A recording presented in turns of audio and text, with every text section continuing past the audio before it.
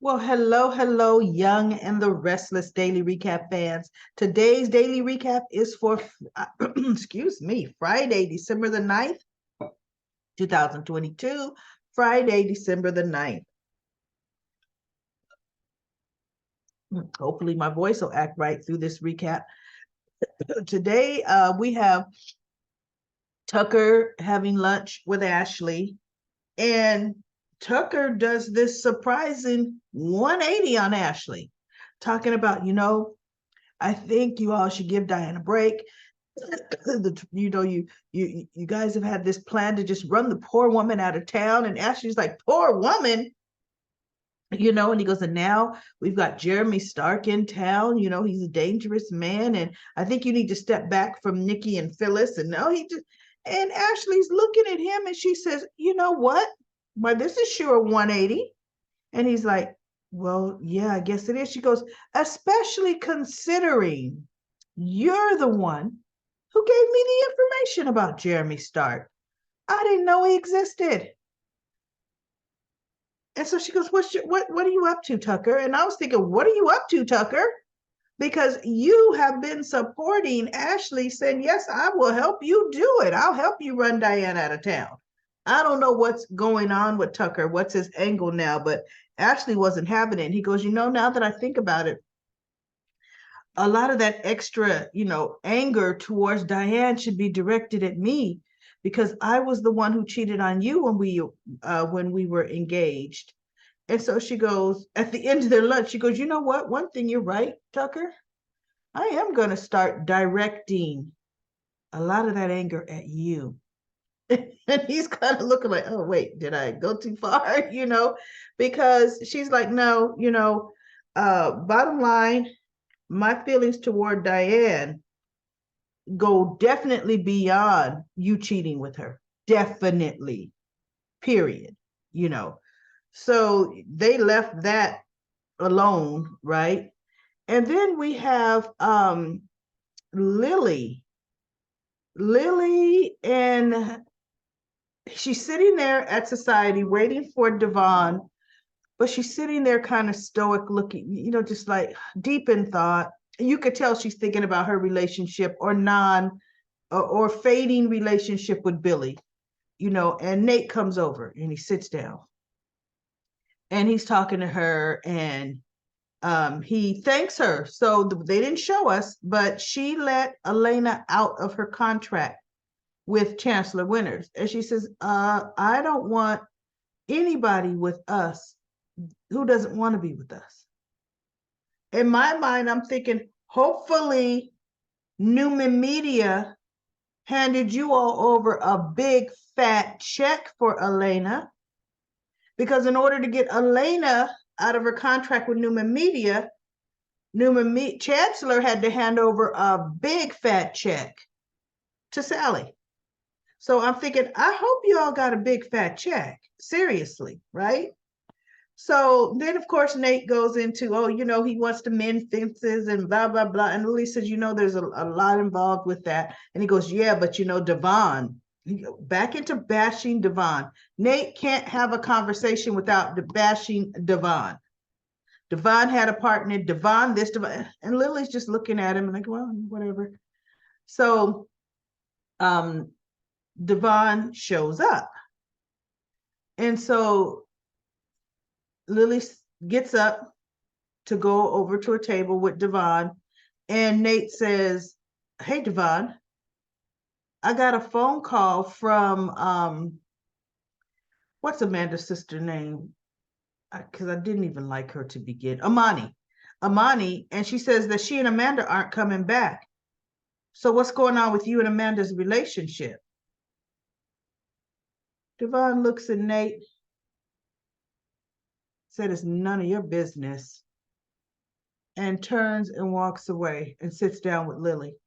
And I thought, do you really think Devon was actually going to talk to you about his relationship? He won't even talk to you about the weather, but he's going to talk to you about his relationship. And I thought, oh, Nate, I can't stand his character. Can't stand it. And how Lily can even entertain him is beyond me. Because Lily just looked at him when he said that, like, oh, wow. And Devon cut him off at the nose, and he and Lily sat down. Jill still wants to pursue this IPO. And Lily says, Devon, she's been waiting long enough. He goes, no, it hasn't been long enough.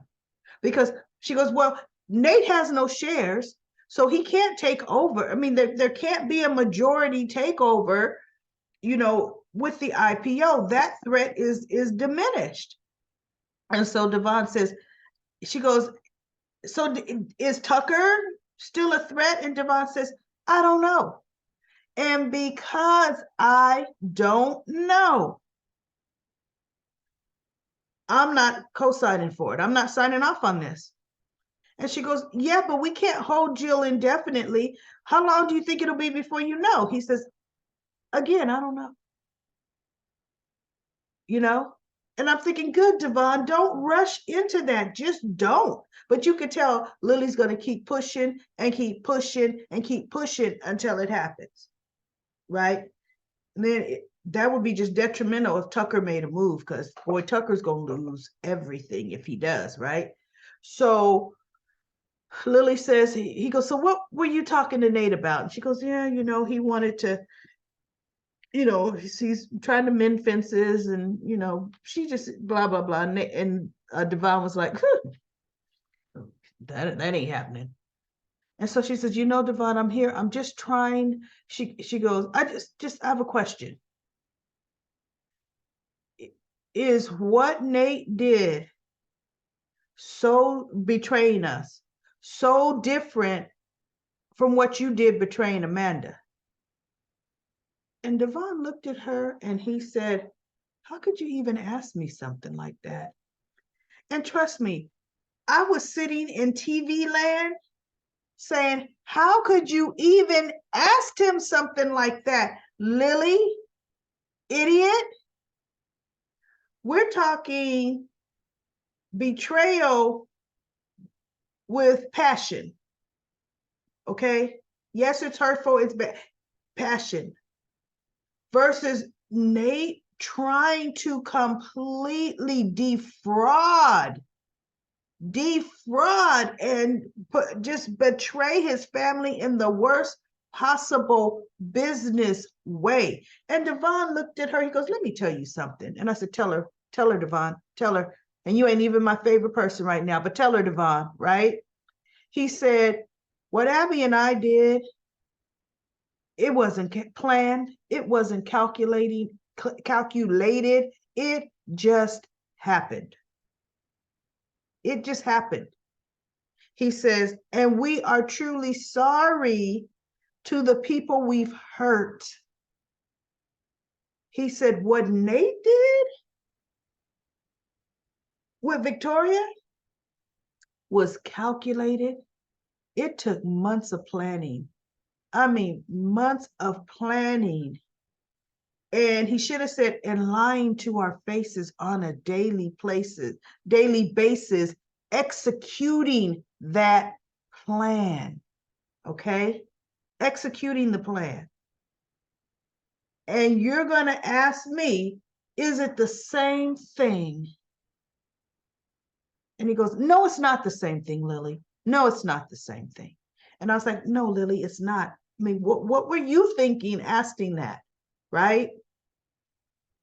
So Chance earlier is at the Chancellor Mansion, and he is there. It just showed him come into the room, and he, reaches out for little Dom to hold him for a bit. And he's telling him daddy's going to be living in a separate place, but it's just like, your other daddy. You got two daddies living in a separate place, but you're going to have one-on-one time with everybody, and it's going to be great, and blah, blah, blah.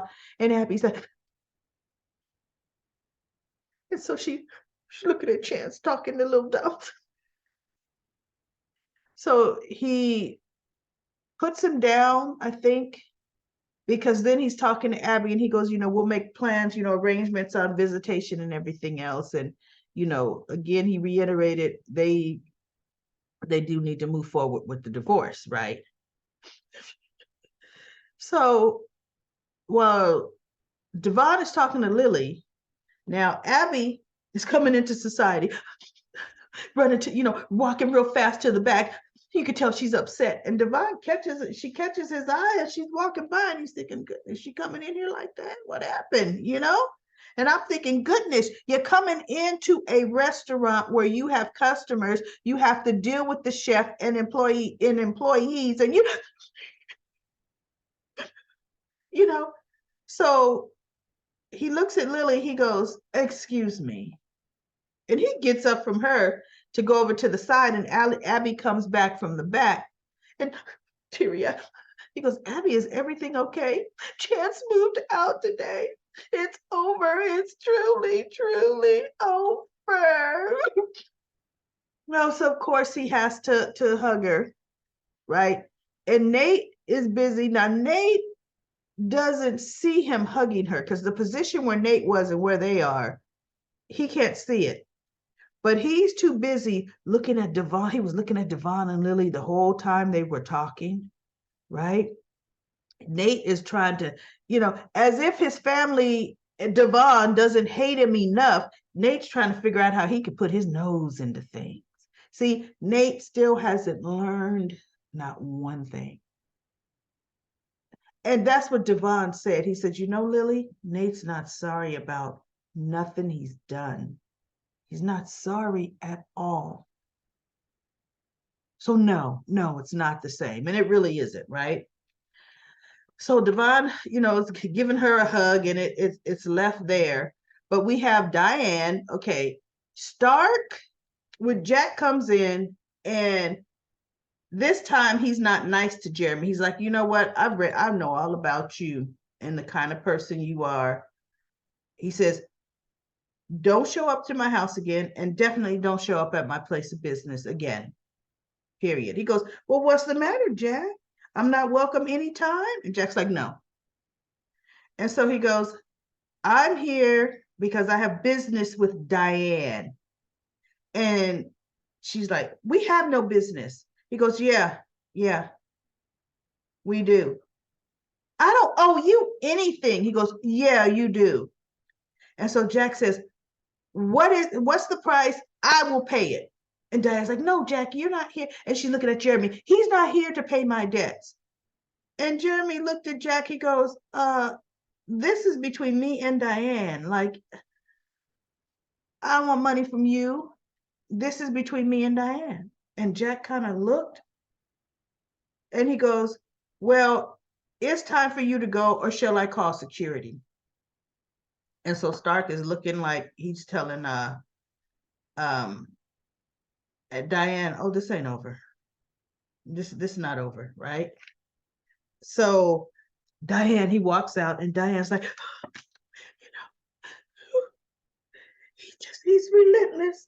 And so then Jack says, yes, and me offering him money meant nothing to him.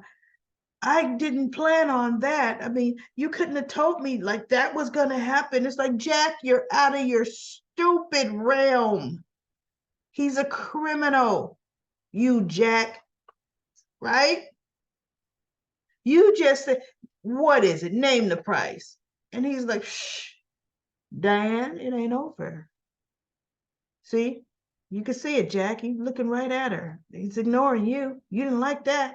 Didn't know what to do. Right? Should have stepped in front of Diane and said, hey, I'm talking to you, buddy. I said, how much is it going to take? But no, Jack is just. So, needless to say, we got to come up with a plan. And Jack's like, can't you contact the cops and make a deal for the witness protection? And she goes, no, it's too late. And besides, I've worked too hard to get back here to Kyle and you and Harrison. Oh, no, Kyle and Harrison and you, Jack. Oh, what did Phyllis say from the very beginning? She's after you, Jack. No, Jack's like, that is not happening. That ain't true. No way, no how, no goodness, right? Sure enough, we got to come up with a better plan. We got to come up with another plan. So then, comes back to them later in the scene. Diane says, okay, so here's the plan. See, Jack is letting Diane make plans. He's letting Diane just weave them into all her web of plans and lies, which is Diane. Plans, webs, and lies. And I was like, good for you, Jack. And Kyle, fall right down that rabbit hole with her. Good for you. So she goes, they have a plan. She's going to pretend to leave. She's going to leave, but not leave. So that Jeremy can follow her out. But I guess Jack is helping and everything else, right? So she's going back to the hotel to pack up and her things and move out of the hotel and leave, right? And Tucker, Diana's coming to her room. Tucker is leaving his room, or vice versa, or Tucker's going to his room too, whatever. But he crossed paths with Diane. And she goes, this is all your fault, with Jeremy Stark. You gave Ashley the information, and now I have to leave town. And I said, oh, see, you announcing it. That's a part of the plan. All a part of the plan. And Tucker says, you're leaving town, huh? Oh, smart move. It's a smart move. Yeah, I can see it. And so then he goes, oh, by the way, you need a little money, Diane? Should I float you? She reaches and she slaps him across his face. And Tucker kind of recovers and he looks at her like, oh, really? Really? Okay. We don't want your money. So she goes in. She's packing her stuff, right? She's packing her things. And there she is with her. She sees her pictures, a picture of Kyle and Jack. Or is it Kyle and Harrison? I think it's Kyle as the boy and Jack, So she's putting her picture away. And I said, chick, you ain't going nowhere. I'm surprised they're not going to hide you in the pool house. Oh, yeah, hide her in the pool house. Or you want to know where Jack's going to send her? To the Abbott family cabin. That's probably where he's going to send her. Someplace that he and Kyle will have access to her when they want. It'll be the Abbott family. Watch, Abbott family cabin. That's my guess. What's your guess, everybody? Anybody got any guess as to where Diane's going to go? Put it in the comments for Comment Corner. Let's see what's going to happen with that. So now Jack has to go and also spread the lie, spread the story, sees Ashley at the house. Well, you got your wish. Diane is leaving town. And Ashley's like, good. We're good.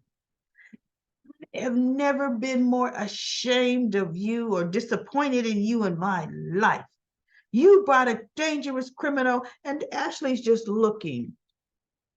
She said, Jack, let me assure you of one thing. I did not bring Jeremy Stark to town. I did not do that. Yeah, well, Jeremy Stark almost pretty much confirmed that it was Phyllis that he talked to, and Ashley just looked at him. He goes, but it was you three, Nikki, Phyllis, and you. So I still hold you responsible. And Ashley's just looking at him like, whatever, good. At least she's out.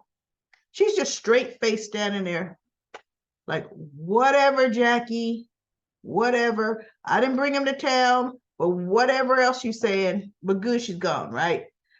So then it shows Jack a little bit later. He's sitting in the chair. And they show this. And I looked, I said, well, look, whose screensaver is that? It can't be Jack's screensaver of Kyle and Diane. See, because Jack's main focus is his son and his grandson. Why is that picture not on Kyle and Summer's their ceremony, their vow renewal ceremony? Why was that not the picture of Kyle, Summer, and Harrison? They took the cutest picture. But we're going to put Diane and Kyle on your screensaver, and you have the nerve to tell everybody there's nothing, you don't have no personal feelings for Diane. I was like, I will be a monkey's uncle. Or I guess I should say a monkey's aunt, right? What?